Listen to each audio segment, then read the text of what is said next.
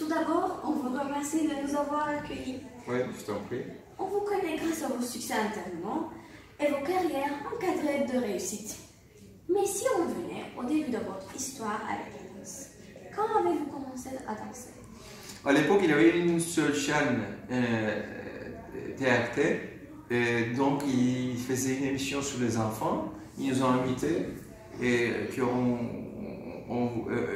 on allait danser dedans. Et ils ont fait une chorégraphie, le chorégraphe qui est arrivé du conservatoire.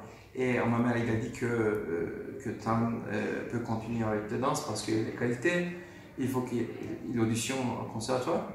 Moi, je suis auditionné. J'étais engagé au conservatoire, j'ai gagné l'audition. Et puis, ça a commencé ma carrière de danse. On sait bien qu'après vos études universitaires, vous avez été le premier Turc qui a été invité par la France. Pourriez-vous nous raconter un peu ces jours-là? À Ankara, j'ai étudié au conservatoire d'Ankara. Quand même, on avait une bonne classe. Par exemple, il y avait une pianiste mondialement connue, Fazıl Say. Tous ensemble, on était dans la même classe, typiquement 10 ans.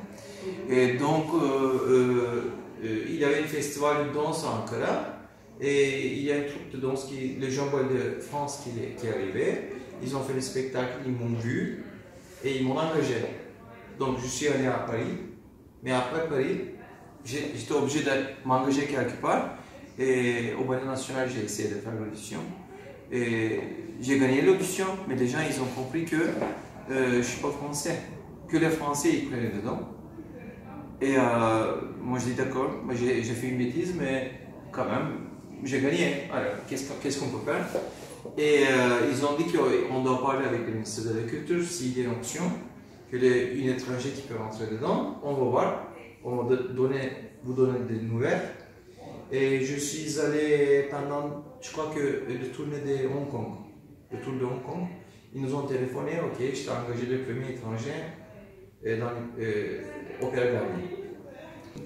Quelles ont été les difficultés que vous avez vécues en apprenant cette langue? Est-ce qu'il y avait beaucoup de difficultés? Bien sûr, après longtemps, c'est pas évident d'apprendre. Bien sûr, mais quand même, je me débrouille bien. Première année, je commence à me débrouiller bien. Ça fait longtemps que je ne parle pas. Je suis français, maintenant, moitié français, moitié turc, mais avec la langue, j'ai des difficultés toujours parce que je ne parle pas, je vis en Turquie. Pendant combien de temps êtes-vous resté en France? 9 ans, je suis resté là-bas. Est-ce que vous avez remarqué des grandes différences entre les deux cultures? Bien sûr, complètement, oui. Pour les futurs danseurs, quels sont vos conseils, bien sûr pour moi aussi, et vos petites astuces pour être un bon danseur ou danseuse? Disons qu'on ne fait pas les sports. Dans les sports, il faut toujours travailler bien. Évidemment, il y a une discipline dans les danses aussi. Mais quand même, on fait de l'art, donc il faut que tu lis beaucoup, il faut que tu cherches beaucoup les sentiments. Et il faut visiter beaucoup les centres culturels, comme les musées, comme théâtre, comme opéra, cinéma, partout. Et il faut toujours mettre quelque chose dans les bagages. D'accord. Merci pour nous accueillir.